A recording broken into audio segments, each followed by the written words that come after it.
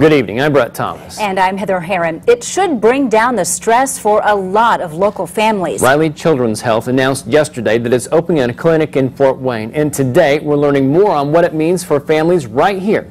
News Channel 15's Sarah Schaefer talked to one of them today, and they're really excited about this. Yeah, they definitely are. This family actually has to plan their vacations around trips to Riley, but hopefully soon that will change. When 4-year-old Bryke was born, doctors told his mother, Brittany Woods, some tough news. He has a disorder where he doesn't get enough biotin. It's medically known as a biotinidase deficiency. It wasn't easy for Woods to hear. Super devastating. Yeah, I mean, nobody wants to get that news about their child, you know, having a potential metabolic disorder or any kind of disorder. Throughout the years, Woods and her family of 4 have made countless trips to Riley Children's Health in Indianapolis.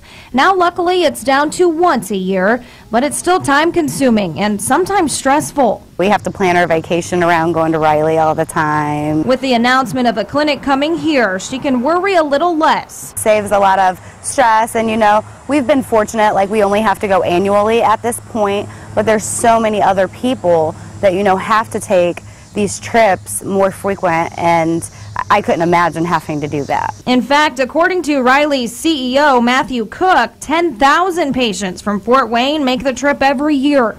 But come January 2018, some of those can stay in town. Cook says this isn't meant to take away from other providers, but to add to them. We have a long history of collaborating locally, and we've had wonderful partners.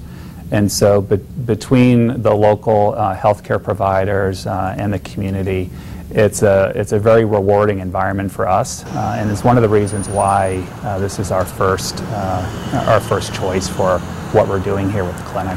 When you grow up, you're going to be a police officer? That's awesome. As for Bryke, he had his annual appointment in Indy last month, and hopefully it was the last trip. That's what we're rooting for. Then we can vacation somewhere else. At first, there will be just urologists and cardiologists here, but later on, other physicians will join the team, and some already make the trips to town for visits. Okay, thank you, Sarah.